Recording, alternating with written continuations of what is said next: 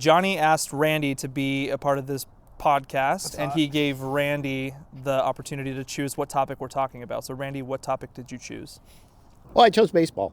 For better or for worse, I spend a lot of time thinking about baseball, and I think that the same as we take lessons from God's creation, we can take lessons from what man, who's made in God's image, creates. And so, for whatever reason, baseball just captures my imagination more than other sports does. And so, I think there are, if you look at America today, a lot of men have left the church and don't really have a religion. There's a lot. I think nuns is the fastest growing religious category. Demographic for people, especially for millennials and younger. You said nuns? Nuns.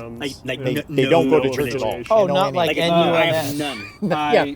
Not a Catholic nun. I was like, No. really? No, I was no. like, Man. that's a random fact that doesn't support what you're saying. But that's Catholics cool. are recrucking Are hard. men Yeah. leaving Catholics are church to going be Men are nuns? becoming nuns. Watch out Honestly, for that it might not vacuum, be a bit. Yeah. That's not surprising. All right, sorry. No That worries. Pope They can are be a not- they- persuasive yeah, feller, nuns. you know? Got it. But I think in an important way, that sports and organized sports have taken the place of religion for many men in America. And so I think by looking at sports and baseball is what I'm most familiar with, that we can take lessons for the church on what we can do and what we shouldn't do. And so when you look at baseball itself, there's a lot of our sports in general, there's a lot of correspondence between that and religion. There are certainly laws. There's a sense of justification. When your team wins, you've proved that your team is the best team. That's an end justification. We know Christ wins in the end. Well, the baseball fan wants his team to win in the end. That's the justification. There's a history that goes along with it.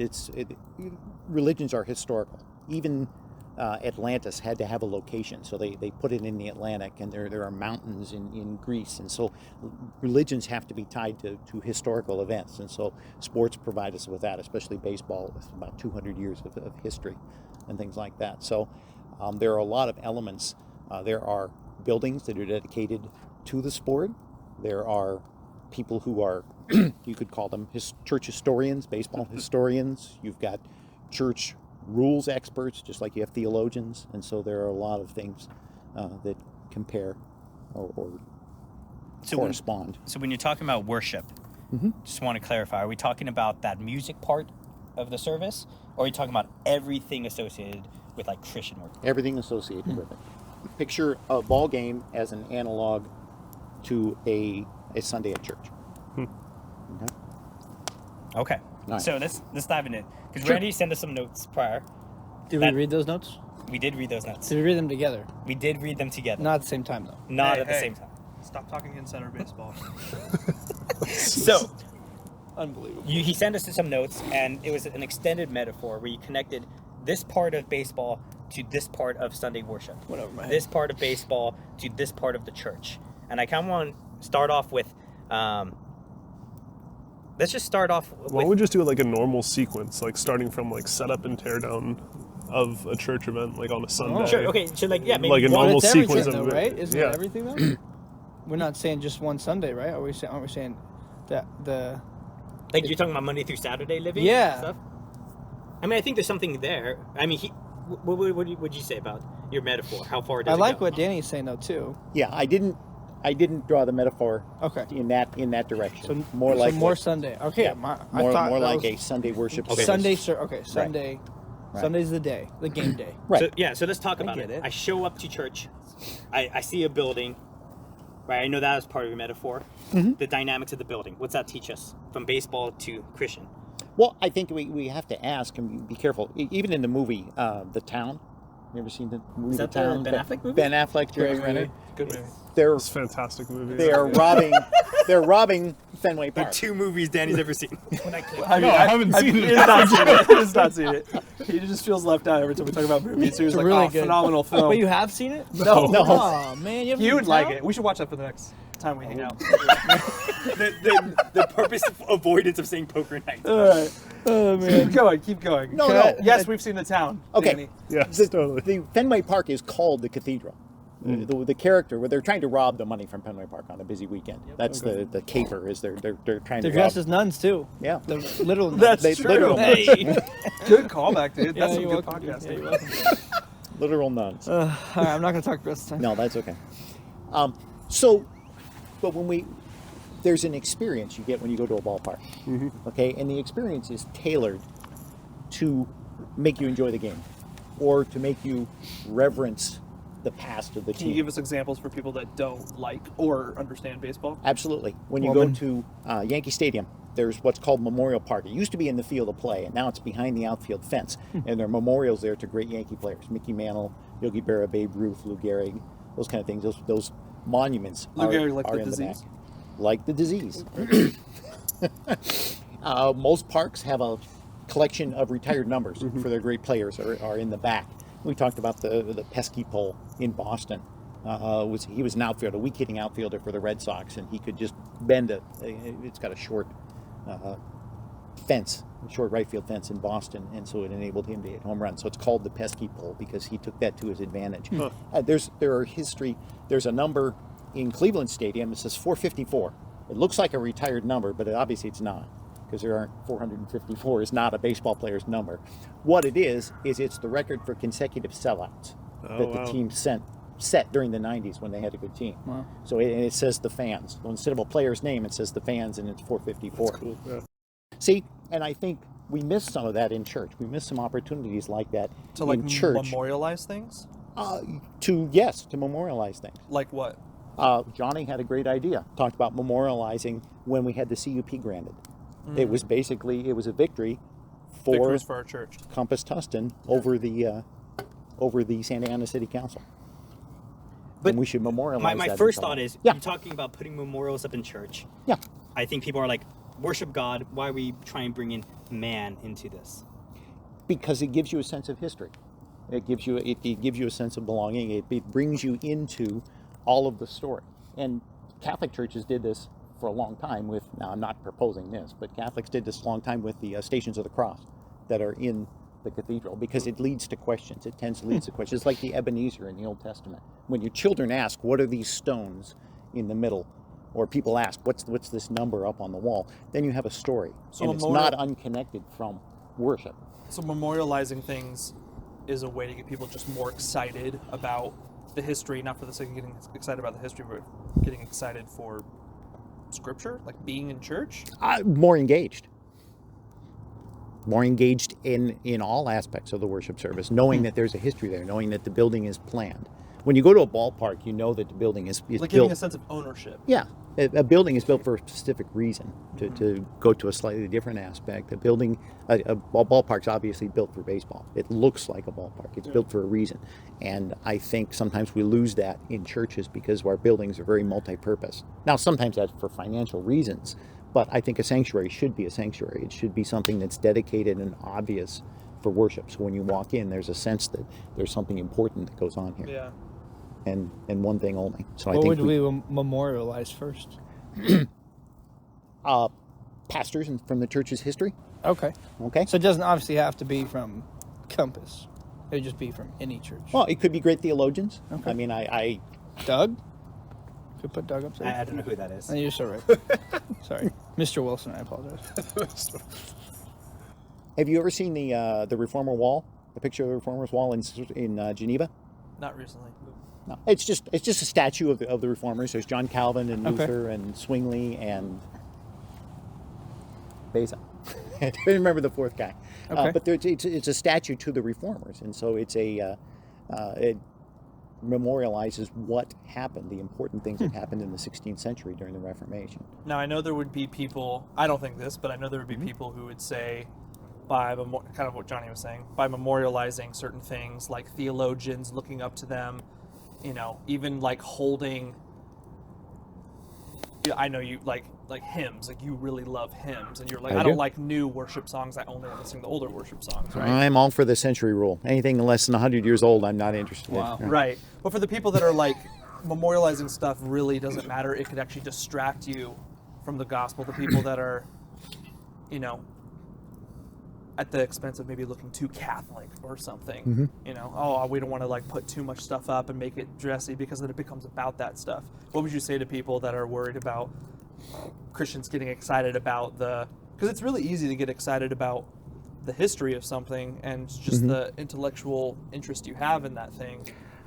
I but think miss the point. Right, and I think that reactions are possible in both directions, but I think that we have perhaps overreacted in the other direction, so that our buildings are sparse and sanitary, and there's nothing there. I mean, most churches now, and I don't even have a cross in the front. Yeah, no, that's You know, true. that is something that's fallen out of favor in churches Why do you think that's fallen out of favor? Like things like that. for exactly the reason you said. Somebody said, "Oh, well, people will start venerating the cross, or people will start venerating this man because his picture is in the church." When you go into a high school, there are trophy cases that give you a history of the high school. It's celebrating victories that the high school had. Same thing in baseball stadiums. And I think that's a legitimate thing for churches to do, is to celebrate their history and celebrate the God's blessing on that particular congregation. Just Yeah, like- I mean, memorializing the CPU would be, I think that'd be awesome. You know, like I don't think anybody would have an issue with that. Well, it's recalling like something that was Yeah. like genuinely a really exciting time in our recent church history.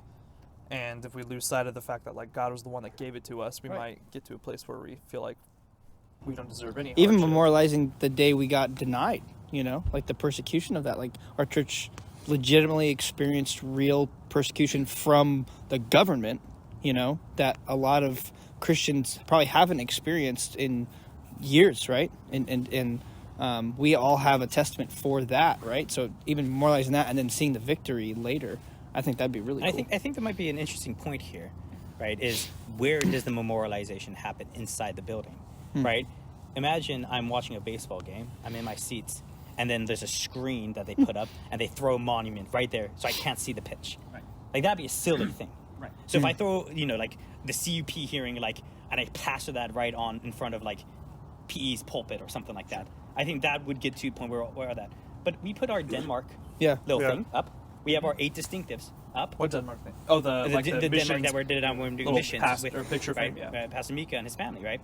You went So on missions, we do yeah? memorialize things, right? We have different colors that we put up. We have different, even like we say, this is this room, right? So there's things that we do to say, hey, this is what this building is and what it does, right? We have a coffee bar that was purposely meant to be aesthetically pleasing, right? So we do try to signal things with our decor. And I think that to me is like figuring out where those things fit.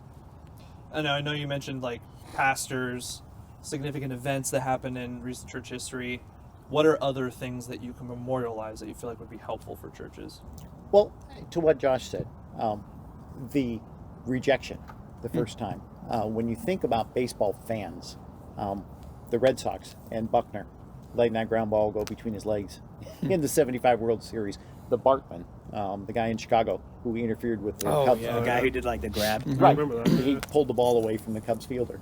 It was 97, I think it was. And fan bases come together around those things too, because it's a remembrance of a defeat that was eventually followed up in a victory. And so I think that it's okay to have those things. There are certain, Mark McGwire hit a home run off the scoreboard in Cleveland, which is 40, 50 feet beyond the Juiced outfield up. fence. Insane, yeah. Yeah, he was juiced up. And Let him juice, man. Let him juice. They Come didn't on. repair the scoreboard for like 10 years. Wow. And that light was out all the time. So people could look to that light That's pretty and gangster. say that. So, So let's try and move on, kind of, Sure. because I think that there's a lot of there. I think the CUP is a very interesting thing. I've suggested having almost a church holiday for us to remember and praise God for that, because I think there's something good in that. But I want to connect memorials to something that I think you have a big passion for, which is history, right? We as Christians, especially in America, sometimes think of ourselves as like separated from all the generations. Yep. We quote Hebrews 12, we're surrounded by such a great cloud of witness, and we remember, yes, there's a church history to us, but it's really my personal relationship with God that I emphasize. Why do you think history, and why do you think so much baseball fans talk so deeply about history? And does that make them appreciate the game more? At the same time, are we gatekeeping new people by being so history-centric? no, I don't think we're gatekeeping at all. I think that The history is a way of initiating people into it. When they hear conversations about things that they're unfamiliar with, and the myths. Okay, the myth. And it doesn't even need to be in baseball, actual history. The myth: did Babe Ruth really eat 12 hot dogs between the games of a doubleheader? Is that true? Is it not? It doesn't matter because it was Babe Ruth. Okay, and we do know some things about Babe Ruth. The fact that he hit more home runs than most of the majority of the teams in some of the seasons when he was leading the league in home runs. And the record right now is 73. Last year, that would have, if you hit as many home runs as half the teams, it would have met him on 180. That would have put you right in the middle of the league. So that's the kind of performance that Babe Ruth was putting on in the 20s and 30s. It's like more than a home run a game, and by today's standards, the way that the home runs are hit. So it's things like that. When you hear conversations like that, I don't think you're gatekeeping. I think you're encouraging people to engage. Say, oh, wait, tell me about that. Like when they see the picture of the church in Denmark up on the wall, saying, why is it Denmark? Are you guys a Danish church? Well, no, not really.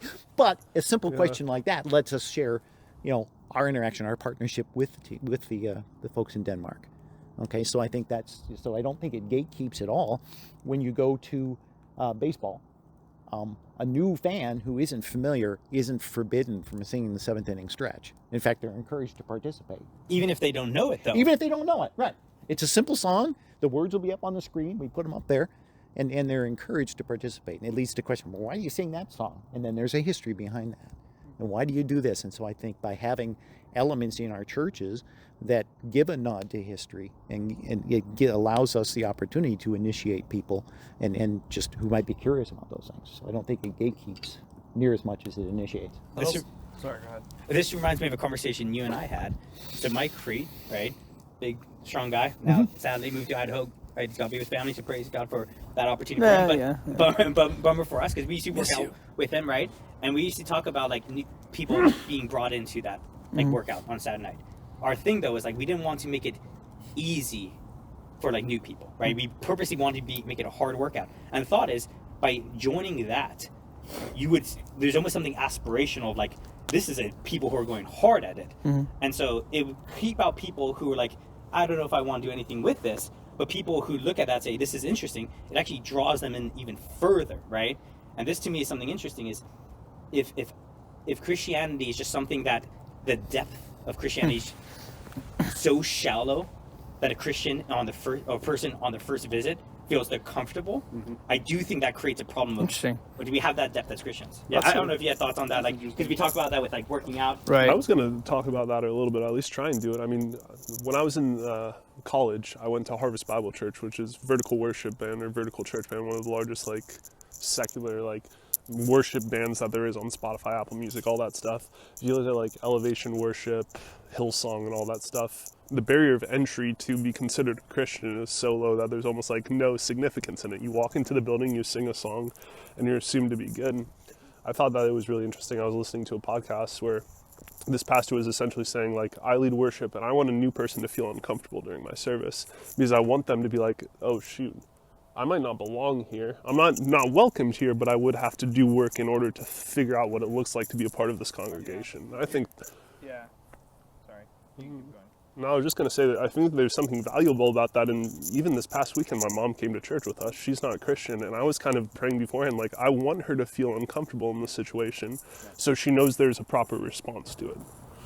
Yeah, there's an implied depth. Yeah. And when we do things like that, when you think about it, there aren't tic-tac-toe clubs around the country. There are chess clubs, and there are clubs that or for something that has some depth to it. But people don't spend hours and hours playing tic-tac-toe. Yeah. It's just not there's not a depth to the game. And so when they come to church, there should be an apparent depth, a sense that, oh, yeah, this is different. I've got some things to learn. Yeah. Okay, so I think that's... It's interesting because my perspective, our church... So I think in terms of a lot of marketing and stuff because that's what I do for a living. But Sure. thanks, dude. We can all hear you. Yeah. Because you're holding a mic. Yeah, no, I know. That's the point. But I always think okay, well, marketing our church, and I worked at Compass Bible Church in Aliso Viejo, and so I'm constantly thinking okay, well, how can we make video and content to get other people interested in coming to our church. And my personal interest was like, I really want to see people who are not saved come to this church and get saved. And I had a really hard time making content for that because I was trying to, it's going to sound kind of dirty the way I'm phrasing it, but I was trying to market a product that doesn't really broadly fit that type of person who is unchurched. I think our church, just like the church I worked for, is very similar in the sense that like you probably, the people that come and stay usually have some sort of religious / church background, usually, because we're a more academic type church, which is great. We dive deep into scripture, which is amazing.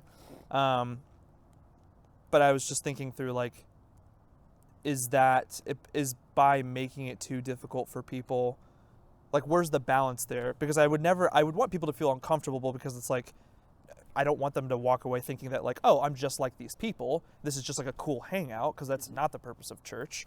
It's like the second purpose of church. I'm joking, of course. Maybe the third. But I want them to also feel welcome, but not uncomfortable. Right. Where's the balance there? Right, and I think that's something that I think is pretty easily done. Most people, when you walk into any building, you're going to see things that, if you're unfamiliar with it, you're going to see things you don't quite understand. You know, if you've been to a foreign country, in Japan, they have the umbrella racks outside. You leave your umbrella outside in the rack there because there's no chance it's going to be stolen or anything. It's just considered rude. But when you go there first time, you're like, why are this box of umbrellas outside? Okay, you don't understand that, but you can ask about it. And I think that there's a difference between being unfamiliar and being unwelcoming. And I think that the church needs to walk that line. We need to consider that. We have to be hospitable, but at the same time, we have to display that there's some depth here and there's something important going on and something you can ask questions about. And you probably wouldn't want the church to feel uncomfortable, but you'd want the message and the truth is going to feel uncomfortable for those Sure. that haven't given their life to Christ. But you want the church to feel unfamiliar. I was but not gonna say, like, I think the message, maybe even the word, the actual physical songs saying, I don't know if announcements can make you feel uncomfortable. Maybe they can. Well, there's gonna be inside comments. True. Like you're doing CG. That's true. Like think how many times Yeah. we talked about inside. Inside jokes, in a way, right? But I think, it comes down to your culture shouldn't necessarily be unwelcoming, right? But I think the actual message in the sermon can be to certain people in a sense, right? That's probably a good differentiation, I would say, is we shouldn't be making people feel uncomfortable. Maybe they might feel uncomfortable as a byproduct of conversations we have after we invite them into those conversations, right? It's like, oh, the depth of this conversation, is maybe, biblically way more than I know. I feel a little bit out of sorts here, right? And that would be a good thing, right? But to not even invite them in the first place, that's where it's like, oh, I feel uncomfortable because no one's being welcoming, right? So to take that back to the memorialization, tell me if this sentiment feels like a true statement to you. If we are memorialized, so I think of like Catholicism. It's like they have a lot of traditions. They have a lot of memorialization of their history. Like I would imagine that actually looks pretty attractive to a lot of people because it feels quote unquote more legitimate as like this is like, they take this seriously. They got the smoke and the nuns. They do have the nuns. I know a lot about Catholicism, apparently. Smoking nuns. Smoking nuns. Smoking nuns? Careful. That sounds like a cool movie. Oh, man. I'm very much joking. What's the Partially. What's the Whoopi Goldberg movie? Sister Act. Sister Act. Ah, man, I wish I would have pulled that. Dang it. Dude, we should just do a Sister Act podcast. What do you think of Sister Act? I have no idea. All right, cool. But that looks very attractive to a lot of people because it's just so like, Sister Act? whoa. I'm thinking of like traditions too, because thinking about, having like a little baby, and Johnny talks about this all the time. I guess we all talk about it. Thinking about starting families, it's like traditions are such an important thing. And I had some growing up, but I didn't really like realize the importance of them. But now that I'm a dad, I'm like, ooh, like I really want to like create a culture here of people who have traditions. I want to memorialize things that have happened in our family history. I want to, if we lived as Christians and memorialize more than just like our church history, but things that happen in our lives, like our testimony is essentially of memorializing like a part of our story, the most important part of our story, which is when we got saved. Do you think that memorializing and leaning more into something that looks like traditional is a positive thing? Well, I think there's a danger that it becomes an idol. Okay, is that the history becomes the church. The history becomes what you worship, How do you fight that? and that's always a problem.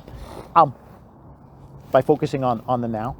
Okay, fans of teams, to bring baseball back into it, fans of teams, especially teams that aren't doing well, can tell you all about the history. Oh, the last time we won the World Series.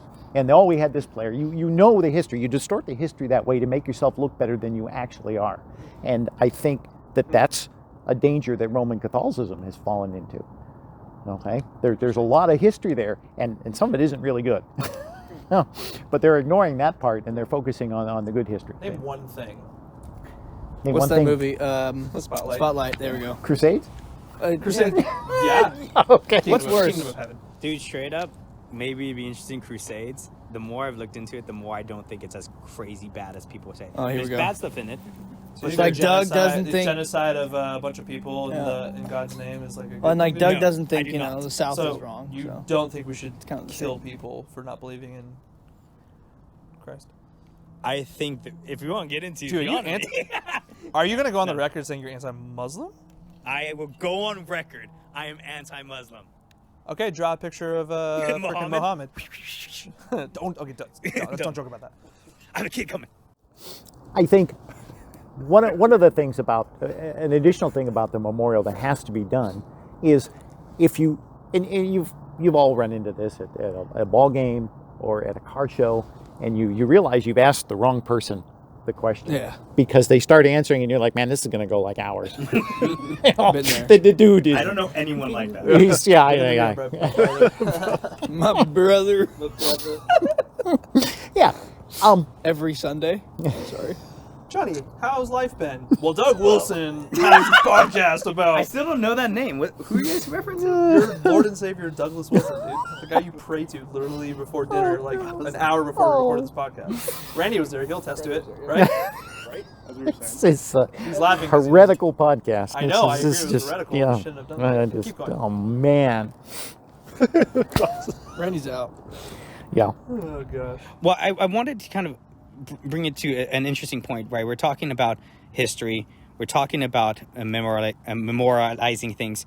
And we're talking about gatekeeping. Are we creating a limit? And I just want to kind of throw out this idea.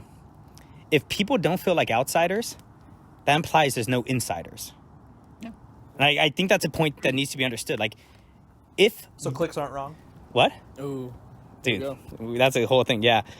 Certain connotations of the word, denotations. I think close group of friends, even in a church, that are somewhat exclusive, welcoming, but have some of a, hey, we hang out. I think that is good.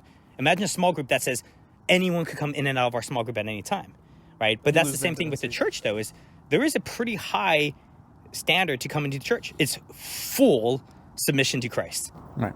Now, as J.C. Ryle, I think, famously said, and I think it's a great quote, right? The gates to heaven are so wide that the largest of sinners could come in. But they're so narrow that even the smallest sin held would keep him from it, right? So if I'm not willing to give up sin, but I want to get into heaven, Christ won't have you, right? So there is a high requirement of it. Now, he's fully gracious. No works needed, just simple faith, simple believing, coming to him, right? But I do think understanding, like, if there's no insider dynamics of our church, then is there anything worthwhile even showing up? And this, to me, I think is with you in baseball. Luke talked about something about that balance. Mm-hmm. I won't get onto a baseball comment, talk about it, and then see how that applies. New rules. Okay. All right. Well, I think, again, I'm an old guy, so I'm not a fan of the new rules. Mostly because it seems to me. Make sure you explain the new rules just so people have some context. Oh, maybe. yeah. Or give us an example. Just a couple of them. They introduced a handful of new rules last year. They introduced a pitch clock, so the pitcher now has 15 seconds to throw the pitch when there's nobody out running. There's no runner on base. 20 seconds when there is a runner on base. They've limited the number of throws to first base. After you throw to first base, after the pitcher throws to first base 2 times, he can't throw to first base again unless the runner's out. So it gives runners more ability to steal because they know the pitcher can't throw unless he's sure he's going to get him out. And he probably won't. They increased the bases. The size of the bases went from 15-inch square to 18-inch square. That was ostensibly to eliminate collisions at first base and supposedly for safety for the players. It also helps increase stolen bases because their bases are actually closer together and change the distance, just made the bases bigger.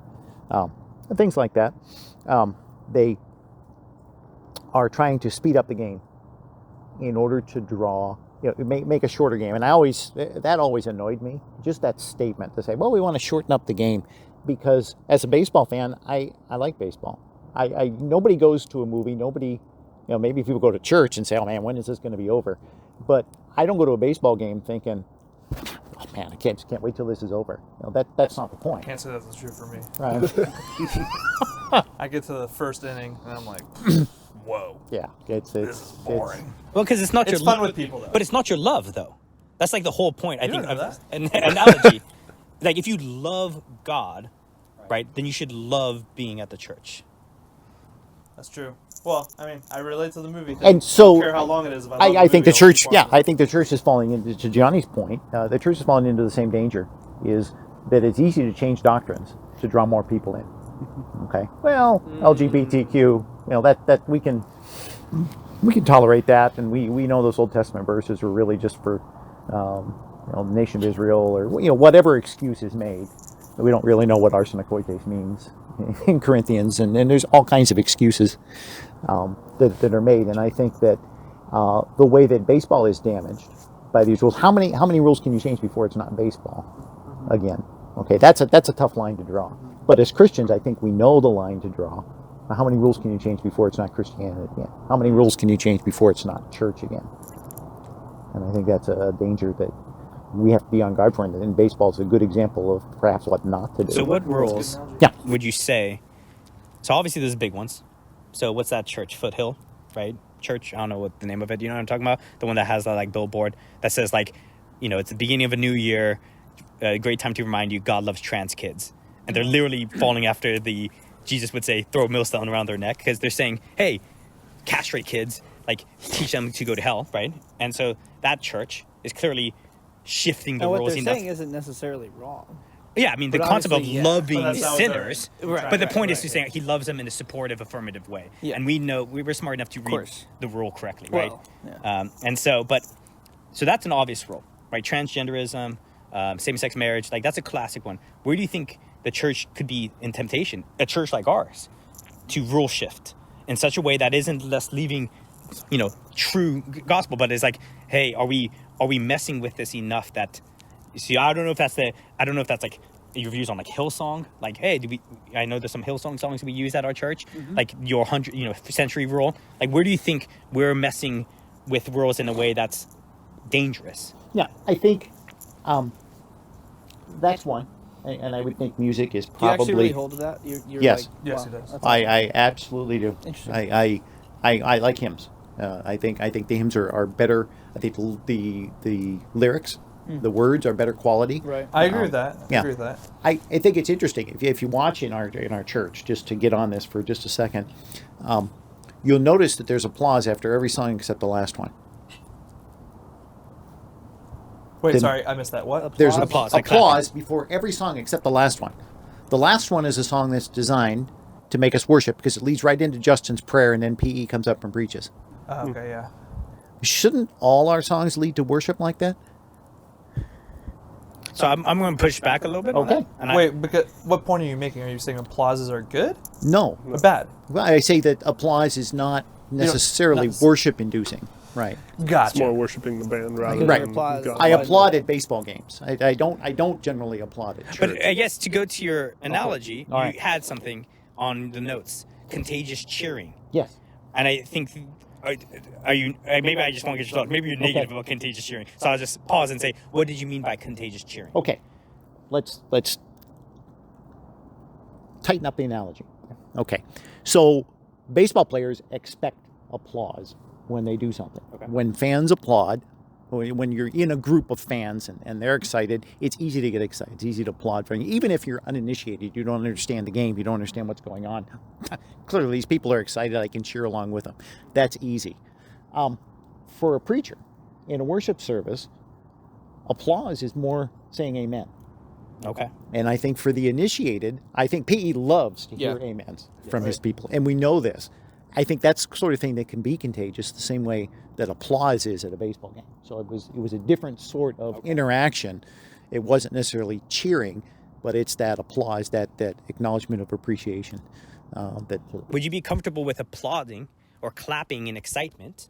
Maybe rhythmic clapping, we call it, right? And I'm not just saying like, clapping on the 2 and 4 or whatever. Like, I know some churches do that. We've done it, I think, in a couple. We Like did worship. when we were at the latest middle school. They Yeah, started like middle introducing school, that maybe we back did in. like 2 and 4 or something like that, clapping. But what about like clapping? I know like Sovereign Grace. My brother went to Sovereign Grace in Orange County, and their people would sometimes clap in a big line. So I don't know, what's that song? The idea about this fountain, like wash me, Savior, or I die, right? Foul I to the fount I fly, wash me, Savior, or I die. And so like, wash me, Savior, and it goes like, and they would clap, clap, clap when they're singing those songs. Would that be, in your mind, like a worshipful way to bring applause into it? Absolutely. Because that's a part of the music. But it's not like the performance is done, I just watched the band play, I just watched a symphony, clap for the musicians. I do think there are going to be people that have different perspectives on 100%. applause. Because, so my dad says similar statements like that. My dad made one statement where he was just like, Love your dad. yeah, he likes you too, actually. He asked how you were doing, by the way. He was just like, he was a good guy. You got good friends. I'm like, You got Johnny, He you got hasn't, met, Randy. he hasn't met me yet. no, I know. So I'm trying to keep that illusion to him as long as possible. it's gonna be good. That all my friends are It's gonna be a Randy great quality. meeting. Can't wait. But he made a comment that he's like, I cannot stand when people are hooping and hollering and clapping during baptism, right after someone shared their testimony. He can't stand it. He doesn't like it when they do it during worship. I mean, that was his perspective at one point. I don't know what it is now. I assume it's the same. And his thought was just like, it's disrespectful. It's just like, we're just like cheering and just like, woo, you did such a good job. And it's like, you're making it about that person. So his interpretation of applause and hooping and hollering is you're making it about the thing versus what the thing's intended to direct its worshipful whatever action towards, baptism or singing or whatever. But for me, the way that I see clapping, and I have nothing else to compare it to, because we are more kind of, our generation I think is more comfortable being like loud and just like showing excitement, like being a gentleman is like something that I would imagine that like your definition of like what a gentleman acts like might be a little bit different than what we understand being a gentleman is like. I'm not saying it's wrong. I'm saying, what I am saying is, for me, when I see applause between songs, I'm like, that just kind of eliminates the awkward pause between songs. Interesting. While he's like taking the thing and putting it on the guitar and like, or picking his pick back up or whatever the thing is, it's turning the page. Since you're a movie fan and you want a definition of gentleman, okay, think Robert De Niro in The Intern. Okay, that's such a random yeah. Okay. All right. Do you think, how about this? This is an interesting movie. A movie's done. I Are think you ready, Danny? it's not uncommon. No, I'll try and follow this. I think it's not uncommon. So let's pick the most popular, like, big movie that's come out in our past, like, decade. Right? So Avengers, what's the last one called? End War, whatever it's called. Endgames. Endgame, right? Avengers Endgame. There's a famous scene in it. Spoiler alert, but that's crazy if you haven't known this. You're lame. I've seen that movie. Yeah. Well, I haven't seen that. You've seen that movie? You I haven't seen it. Yeah. What? I don't like Marvel. We've talked about this. Anyway, Yeah, but there's a fair. famous scene which Thor An idiot. takes the what's the name of the hammer? Mjolnir, right? Mjolnir. Is it pronounced like that? Oh, okay, Mjolnir. I have no idea. He takes the Mjolnir. hammer, Thor's hammer, right? And he's able to pick it up. And that scene, everyone freaked out in the theaters, right? that seems worshipful, right? But how about each time a scene ends, that the scene didn't really convey like much excitement? Do you think it'd be like in a movie? Imagine some random person, a scene ends, maybe it ended on like a low, maybe it ended, and they just start clapping in between. Do you view that kind of like, so it's almost like respond spontaneously versus clapping at the end? Like, I want to tighten up maybe, like, because I do think excitement is good. I would actually argue we should have more excitement It's in our probably worship at our church. what we're directing the exact excitement towards. Maybe I don't know if like your generation would look at clapping as more. Well, that's just like you're saying, man, the band did such a good job. That's why they're clapping for the band. When for me, I've never really even thought of it that way. I'm just clapping just because I am. I don't really even attach it to like, yeah, I agree with the words. I Okay, just clap. so yeah, let's keep going with the music, because there's 3 or 4 points here that I think I can wrap into one quick thing. An important distinction from when I was younger, going to church, that doesn't exist anymore, at least not that I can see. Now, it did. I went to Grace a couple times last year, Grace Community up in Grace John Community MacArthur. Church, John MacArthur. Yeah, and they still keep the distinction, okay? But there's a distinction, and I wrote that point down, between corporate worship and special music as an offering to God. Okay? Somebody who comes up, a talented musician, a talented singer, and they sing for the congregation. They sing to the Lord and for the congregation. Okay? And there's applause, even at Grace, for something like that. Okay? Because it's a beautiful offering. It's something like that. Corporate worship is different. Okay? There has to be a sacrifice between an excellent musical performance and participation for a bunch of people who aren't trained singers. Okay? It doesn't need to sound good. It's the heart that matters. Okay? When you have singing, it should be a song that's easy for most people to sing. And I think sometimes we fail at that too in our church. Seventh inning stretch, or they take me out to the ball game, super easy, super simple. Everybody can sing. It's a middle key. I don't know what it is because I'm not musical. But I think the distinction between special music that's done by a talented musician or a singer as an offering to the Lord for the congregation to celebrate is one thing, and clapping would be okay there. But to clap, and I think that's because that distinction is lost. We don't have special music in our church. All our music is special, but it's all done in a way that, frankly, most songs that we sing, I can't sing. My voice just doesn't go that high. Okay? And it becomes then more about the performance, and I mentioned that too, is when you go to a ball game and you see somebody that does a national anthem, oh, Kev. You can push them off. It's annoying. It's a turnoff when a singer makes the national anthem about themselves. Yes. You sound like my dad. Right. When a singer makes the song about Bill. themselves, showing off their voice or showing off their talent, I think it's disrespectful to what the purpose of the song is. Right. And I think there's a big temptation with that, especially with popular music as opposed to hymns, to make it about the band. So your argument probably for, I assume, for hymns and the 100-year rule is it makes it easier for, us non-musically inclined people to sing, Yes. like myself for sure as well. And then also it makes it much less about the performance. Okay, I have a question. Yeah. For the instruments, do you hold to any rules against what should be used in a church band? Only the harpsichord. No. No drums, they're satanic. We never That's had electric guitar, drums. bro. One thing that I think is interesting is I'm not a fan of dimming the lights. Okay. I don't think we should create a mood by dimming the lights. Interesting. Another friend of mine, a guy I work with, who actually played in a church band, he made an interesting suggestion that the band should be behind, Wow. not up front. The music is, you can hear I've heard the certain same churches way. do that. Yeah, and put the My dad actually was for that too. What's in the front then? I mean, the organ, right? Most old churches, my dad's old Lutheran church that he went to as a kid, the organist is literally behind, upstairs, Up top, yeah. hidden.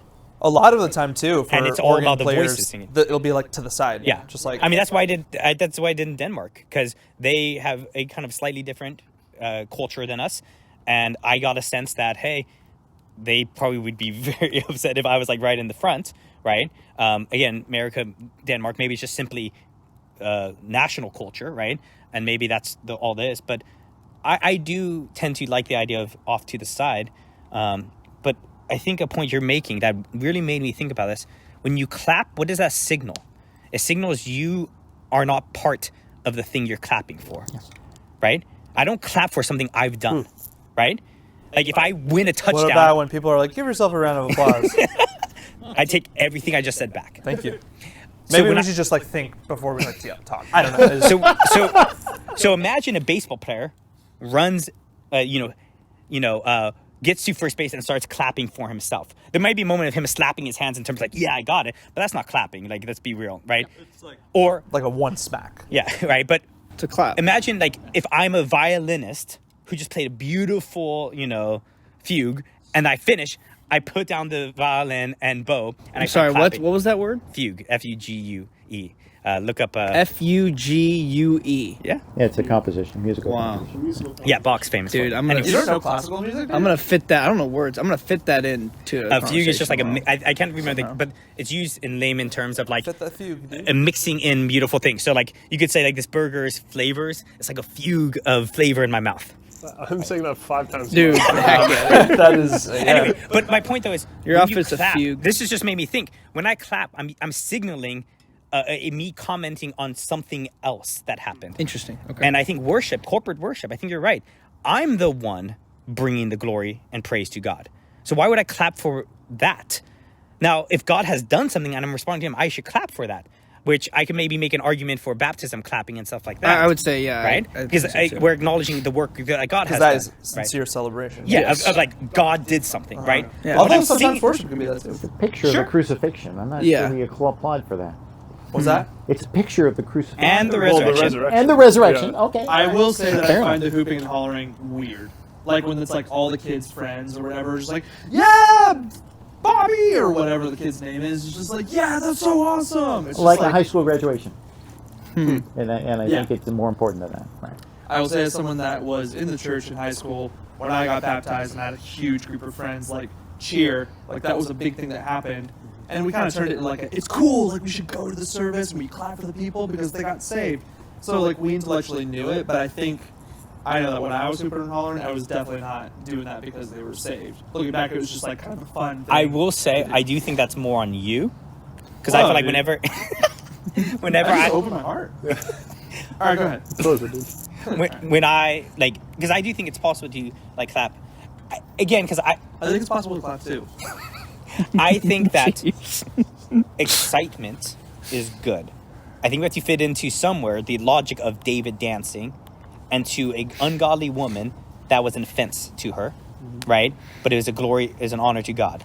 And I think we have to fit in that sort of thing as well as, which I think is the bigger danger in American church. To clarify, I do think the bigger danger of the church is making it too silly, right? Making it too Yeah, light, too much of a show. right? But I don't want to throw the baby out with the bathwater.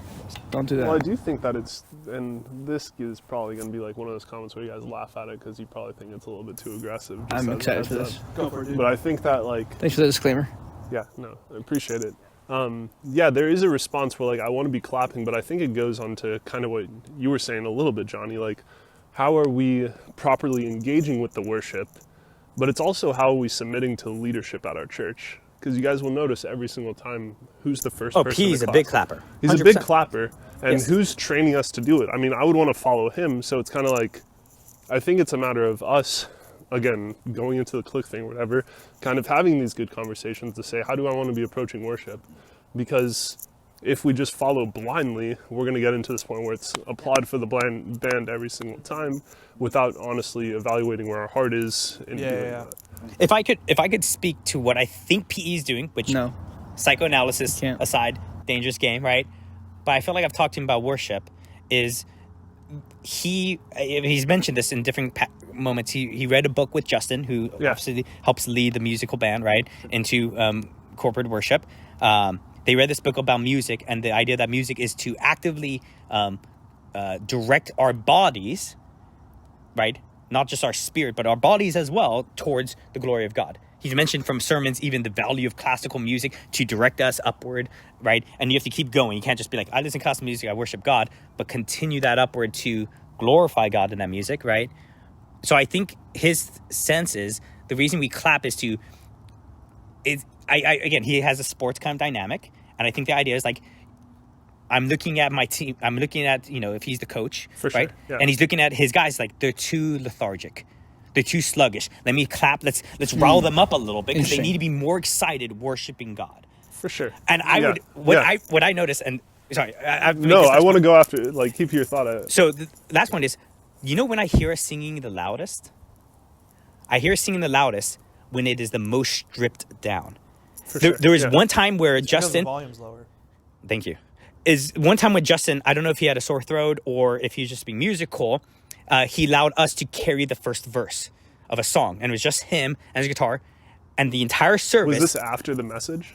I think so. Yeah. And that was, P had mentioned during the service, like, we should be responding more. Oh, maybe, with yeah, worship. maybe, yeah, and maybe I didn't connect that, right? But I've even noticed this. So I helped do music for CSM, right? Even, right? Excellently, by the way. Oh, thank you. Only by the grace That's of not God. what I Because, but right, when it comes to music, right, I tend to think Sophia was like, oh, my voice is a little shot. I don't know if I can sing as loud. And I think if she sings louder, that causes people to pull back because she's like, oh, she's doing the volume. Yeah. And I think that happens in our churches. If the band's doing the volume, I won't. Right.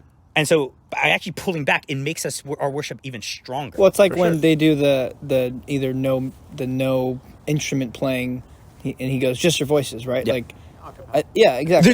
There's even like social pressure. Yes. And again, this is actually an argument I think is good. Yes. Social pressure to be louder. Right. And maybe that's not godly there, but it pricks our conscience to be like, I should be singing louder for God, right? Like if I'm clapping for worship, hopefully there's a sting of conviction, like, oh, I'm just being a monkey right now, slapping my hands together. I should direct my thoughts to God if I'm actually going to be clapping for something, I right? knew this part of the conversation would be the one we talk about the most when it comes to worship music because everyone has strong opinions. I will say this, and this is a super half-baked half-baked. thought. I visited Nashville in October, and I went to 5 different churches. Now, Nashville is known for music, which is funny because I got one caveat from, I can't remember who. They were like, hey, by the way, I know you're visiting that church tomorrow. Just keep in mind, like, their worship's, like, not very good. And it was, like, some of the better worship compared to out here in California. I was like, if this is bad, like, music, sorry. I'm just going to use the word. The music is so good. I was just like, wow, their worst music out there is, like, our best music out here. But I remember distinctly really liking, so I'm actually okay with the light shows. I'm okay with the smoke machines. I'm okay with singing, Songs within the last 5 years. I actually agree that hymns are just Okay. so much 100%, way- yeah. like, So you there want is a to balance. combine Like, hymns? you look at the lyrics of that, and the lyrics where it's like, better is one day in your courts, better is one day Than in 1,000 your elsewhere, house. dude. It's like, all right, That's a banger, dude. Yeah. I mean, it's scripture. But shoot. But it's not as good as the hymn that is not scripture. I mean, like the repetitive. Where No, it's like, I agree. Like, you are the one. Yeah, you are the one. I don't know what worship song that is, but there will sometimes be just like repetition where it sucks. What's Anyway. that revival song? Whoa. Oh, yeah. Right? That we'd always start revival Yeah, with. yeah, I do.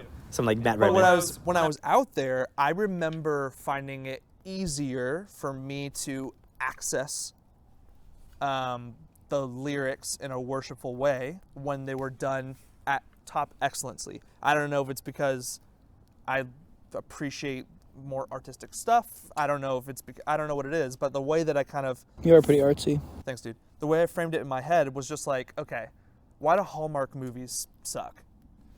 Well, they have all the bones, all the story pieces that maybe actually are a good story. But why am I walking away not feeling emotionally impacted by them or interested in them? Because they're not done well. The acting's not good, the editing's not good, the lighting's not good. Nothing is, it's all cheaply done. Which is why I said a few minutes ago, I think that it's a real loss that the church doesn't distinguish between special music, excellent music that you could access in that way, and then corporate worship. Because to Johnny's point, I think sometimes the songs that are chosen or the way that they're sung are in such a way that Josh and I can't do it. So to participate, we're left with applause at the end. For sure. You're like, Yeah. oh man, I'm not going to be able to do that. I'm just going to applaud at the end. Snatch That is a good solution, though, because then you get like that. Because I'm always like, okay, well, clearly there is the highest form of art done excellently. God created the beautiful things, and it's like I notice when I look at a movie that's done so beautifully and Sure. it's like peak, I'm like, oh my gosh, so beautiful. It's a bummer it was done for, you know, a random story about a couple that fell in love and not like the gospel, you know what I mean? Because like that's the most beautiful story. And if it was just, I mean, Christian art in general is just bad, which that's a topic for another time. But that, yeah, I think that would be a fix if we can at least like do some sort of category where it's like, well, why wouldn't we do it the best it can be? Like Hollywood's doing it the best they can, and they're glorifying things that are not worshipful at all. Like, why are we not? There's no place for that, it feels like. But that makes sense. But I understand the argument of like, it can be distracting when you're just going there to like have like your kind of emotional, you know, it's like when people go to hardcore shows and go into the mosh pit, it's to get their anger out. It's like, it shouldn't be like just this cathartic experience where finally this is a place where I feel comfortable like getting my emotions and tears or whatever out there, laughter. It should be, there should be like that direction. It should be more than just emotions. But I think it's okay if the emotions come with it. Actually, I find that the emotions, you know, indicate to me that I'm understanding it sometimes, insofar as I'm not just making it about like the emotions. Does that make sense? It does. It does. I will just add just one last thing. I am more often moved to tears by PE sermons than I am by the music. Wow. Many more times. Interesting. That's just me. But that is a true statement. That's just the beauty of hearing God's word preached is at least as beautiful as the music that we hear. I would agree with that, actually. I Okay. find it more emotionally captivating, Yeah. for sure. Yeah. That's for sure. Yeah.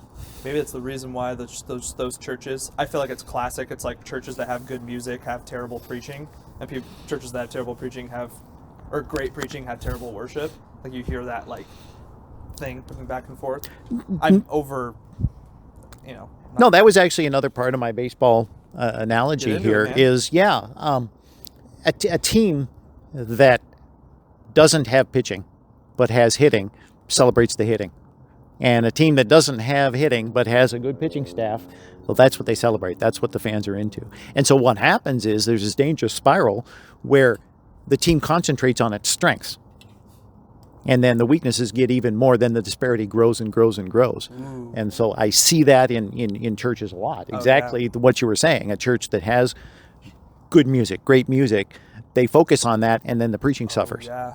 Okay. That's like classic. That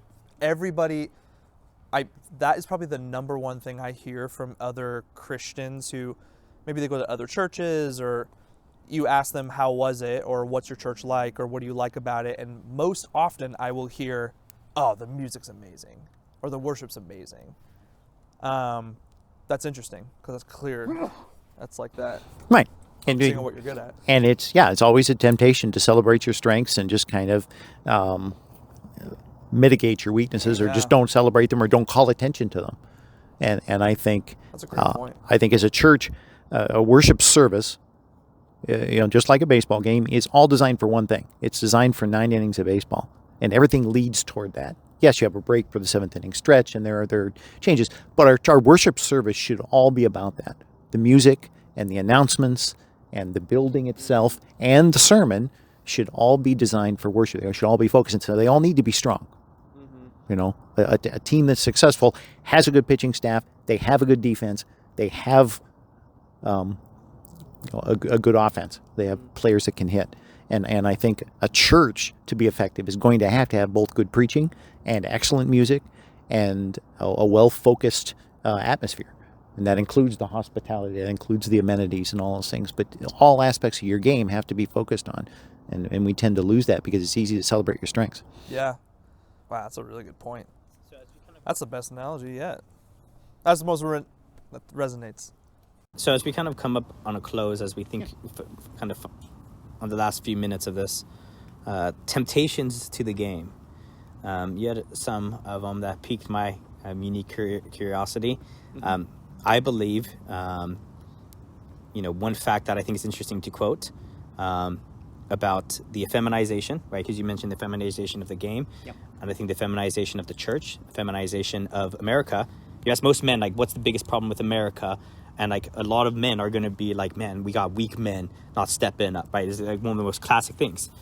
And by women taking the lead, just a fun, interesting fact, you remove the women vote, right, from politics.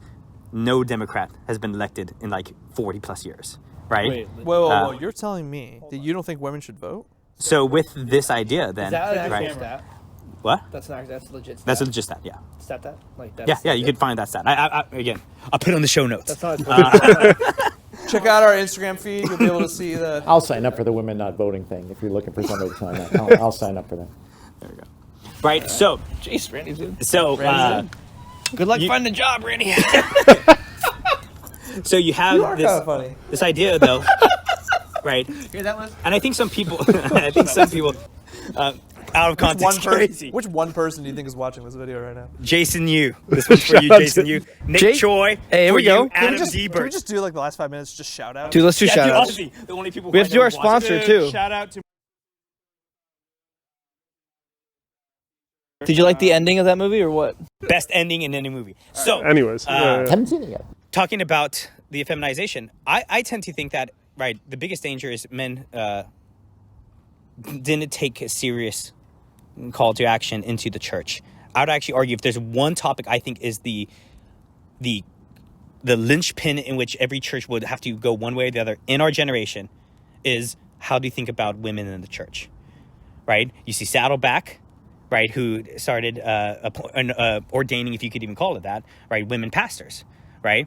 And I said, my dad, who's a member at that church, I said, 10 years, like unless something radically changes, they will start affirming homosexuality. Because I believe the Probably less. yeah, but I wanted to be accurate. So make sure I really locked in my numbers. Hedging your bets. Right, yeah. Right. But how do you see that in baseball? How do you see that in church? And are there actually connections between kind of the culture over here in baseball and the culture over here in the church? Yeah. Okay. So it came to my attention a couple years ago, 2 years ago. The Phillies would play the Astros in the World Series. And another guy at work who's a baseball fan happened to share a video. It's on YouTube. It's the Phillies and the Astros when the Astros were in the National League. They're playing in the National League Championship Series. And the whole game is on there. But there's a great at bat in the middle of the game, and it's Nolan Ryan facing Pete Rose. Wow. It's a classic battle between one of the greatest pitchers of all time and the all-time hits leader, Pete Rose. So it's this classic battle. I sat and watched the whole game, and the one thing that struck me about the game then, this was I think '86, so it was quite a while ago, is how effeminate the game has gotten. Interesting. Because, well, the first thing that you notice is none of the guys were overweight on any of the teams. Okay, there were just no big guys. They were all 170, 180 pounds and 6 foot tall. There was nobody. When was this? 86. Oh. Okay. But these guys didn't have any jewelry. They didn't have hairdos. They didn't pose for the camera after they got a hit. Now there are cameras everywhere. If you watch, there's a guy who follows the person around the bases holding a camera up so you can see his face. And it's all about... When they hit a home run, right? Is when they hit the home run. Yeah, when they hit a home run, they'll running follow the them around first, the bases. got a guy Yeah, sprinting. yeah. Right. The freeze. On a steal, there's a guy that comes out. Right.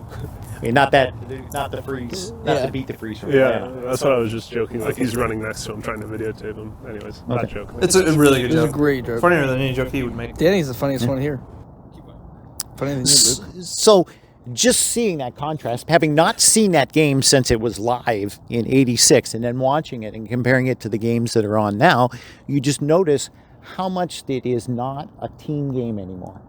Okay, it's not about brothers in arms. It's not about a battle between teams. It's about a battle of personalities. It's who can get the most likes on Instagram. It's who can be the most relatable to the fans. And that's a very feminine thing. It's about relationship rather than battle. There was a home run hit in the game, and there was a marked difference between the joy in the dugout when that home run was hit and the ridiculous celebrations that have to be choreographed now. And you see even to a greater extent in the NFL, each team has their own little dance that they have to choreograph after they score a touchdown. And it's a feminine thing because it's about drawing relationship from the fans. And one of the, I mean, to go on a rant, the NFL is probably even worse. One of the shows that it just really grinds me is the what's the HBO? Hard Knocks. Hard Knocks. Because Hard Knocks is exactly what football isn't. Wow. It's always said that if you wanted a woman to be interested in football, have her son play. And then suddenly she's interested. She's interested in all the rules. She's interested in what could happen to her son and how bad the refs are treating him and how bad the refs are doing his team, because it's about a relationship. Okay? And it's exactly what Hard Knocks is. It's showing the players as persons so that there's a relationship there. It's not showing players as warriors, which is what the masculine side would be. Yeah, interesting. And I think this affects the church in a way. And one big tell in how the church has fallen into some of the same traps is you actually have women wanting to be preachers. If the preaching role was projected as a preacher should be, women want nothing to do with it. Wow. I saw a list today That's of Quote that. professions that were That's our Instagram post. yeah, that were Got it. 90+% male. Yeah, marketing manager. And you can guess the professions. Plumbers, 99% of plumbers Heck yeah, are bro. male. Construction workers, 94%. Electrical wire fixers. Yeah, whatever. electrical wire fixers. Guys who work on oil wells, oil rigs. Yeah. It's Underwater, underwater welders. welding. Yeah, these kind of things. And it's not like they're fighting, and it's not like women are begging to be part of that, because it's clearly not something they're interested in. So this got my mind just racing. Yeah, I'm sure. Johnny, But take it. I think this is such a good point. Yeah. When women fight, it's ugly, right? I think it was either C.S. Lewis or Chesterton who made that point. And even in C.S. Lewis's Lion, Witch, and the Wardrobe, when Father Christmas comes to present gifts to Peter, to Susan, and Lucy, he gives Peter a sword, he gives Susan a horn to call for help, and he gives Lucy a vial to heal people. It's super And it's like, wait, misogynist. I thought we're supposed to be warriors. It's like, no, you're not supposed to fight, right? And it makes a point, and the movies, of course, remove that, right? Because, like, feminism, right? But the point is, war is for men. And again, it's not a podcast if I don't quote Iliad. Hector talking to his wife Andromache, right? She's scared about, like, the war. He's like, listen, I need to fight. And he says, war is for men, and especially for me. And every man who hears that, they're like, man, that's a man who's willing to die to try to fight for his wife's protection. rules. And he makes this idea of, like, I would hate the idea that I didn't fight the war and they take over and I have to see you walking with another man who's now, your husband because they've rode over. I'd rather die to try to fight for your freedom, right? And there's a level of, like, I mean, we even have this term, and I don't think it's bad enough term, so podcast listeners, get ready, right? Like, the idea of a cuck, right? Of a guy who just lets another man walk over and take his wife, right? And I think what happened is the church becomes relational. Right. If we're actually fighting a war, no woman wants to really be in that. That's why military women now, I think there's more women in military, because we're not actually really fighting wars. Most of, like, military, and again, my brother's in the military, he's right now in UAE, he's engaged in decent combat, but he's not engaged in direct combat, but even that's intense, right? But most of people in military, like, if you just talk to anyone in the military for the past, like, 10 years, again, like, Kurt Snyder, correct me if I'm wrong, say I'm stupid, right? Whatever, right? And if I'm wrong... Listen to this that's- podcast first, that's no. though. Yeah. I'm going to send this to Kurt just so he can correct me. Like, just listen to the last 5 minutes. James Reese. But a lot of guys, like, I have a buddy, right? I mean, Chase Lowe, you know him, right? He got sent to Okinawa. He literally just, like, chilled, kept training, right? If in case anything happened in Korea, like, front. But, like, watched all of One Piece, a giant anime, during his, like, stint over there, because there's not real fighting. That's why I think there's so much women. When war starts happening, as we start seeing with Ukraine and stuff, you know how all their ads have changed? It's all these, like, white men, like, things. Because they realize, like, that's a demographic that's dying, but they need more men who are willing to die for the Why did you country. say white? Because I do think this whole diversity, gender kind of thing. They want to kill off all the white guys by sending them into battle. Oh, okay. Good. Because they should die. Yeah, right. What? But the idea of, My last name is White. I think your point about the reason why we see so many women pastors is because the role has changed from being a fighter, the preacher is the New Testament version of the Old Testament prophet. Yeah. What happened to all the prophets quoting Jesus? They were killed, right? And why were they killed? Because they said something that said, "You're wrong, repent," right? And if we start saying that more and more often, right, they should be coming for us. And I think this idea of, and another thought that connects to that is because a man should care, right, yes, about people, but a man's goal is the mission, right? This great book, It's Good to Be a Man, by Michael... Fassbender. Thank you, right? By Michael Fassbender, right? Right, It's good to Be a Man by Michael Foster, and highly recommend it. And he makes this argument that men are for mission, right? God created the garden and said, tend the garden, be fruitful, multiply, fill the earth. The woman was placed to be his helper. As I've heard it said, I can't remember who says this, but God made the man for the garden and made the woman for the gardener, right? The woman's job is to support her husband, a relational role.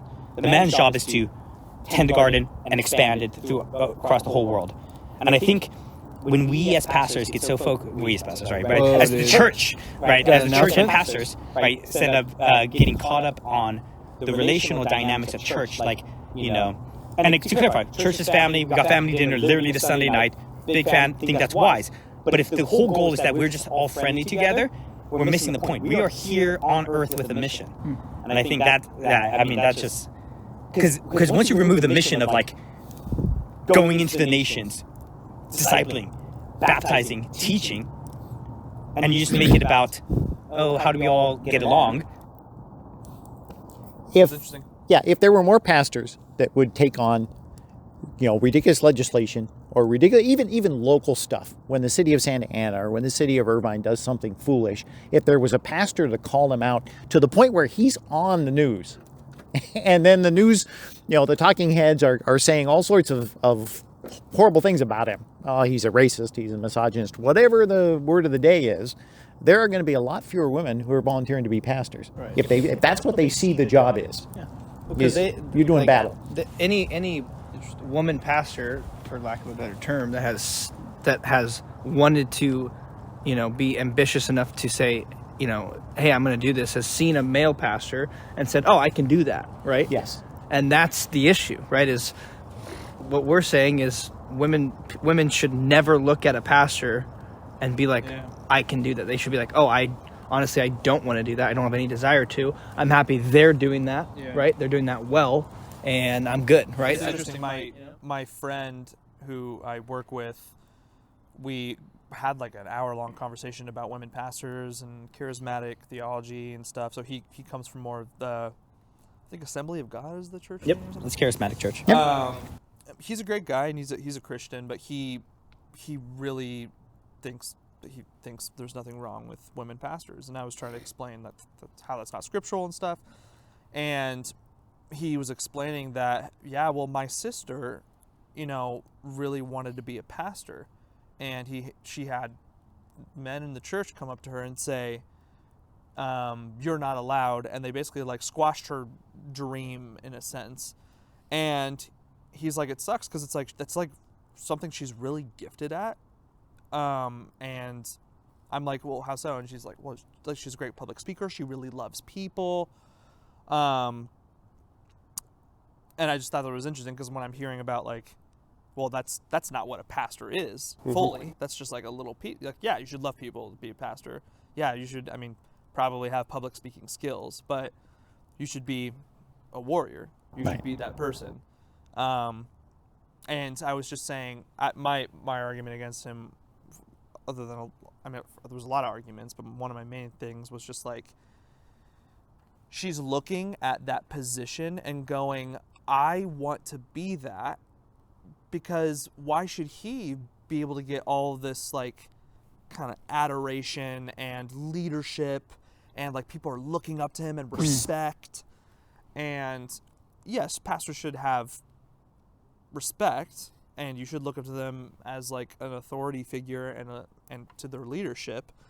But my suspicion is that that's probably not what she was seeing in the pastor when she's saying those things.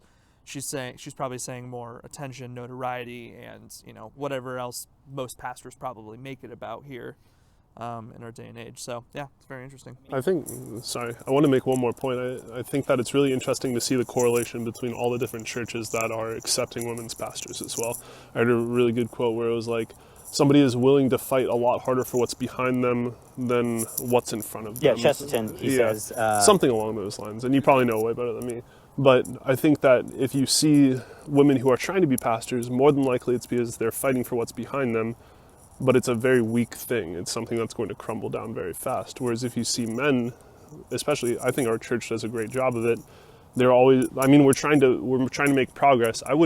Those guys work insane hours. Those guys are doing everything. And I don't think any woman in her mind would be willing to do that. So seeing all the churches that are accepting the women pastors, it's like, I can't see those churches lasting for more than 5 or 10 years to even allow homosexual pastors, right? Because they're probably going to crumble down at the seams. They don't have any foundation that they're willing to fight for. That's a very interesting point, because most homosexual pastors come in these large mainline denominations that had enough institutional existence that even as they crumble, they still had enough little churches that still existed, right? Where we live in a denomination, we didn't even get into denominations, one of your points on a baseball connection.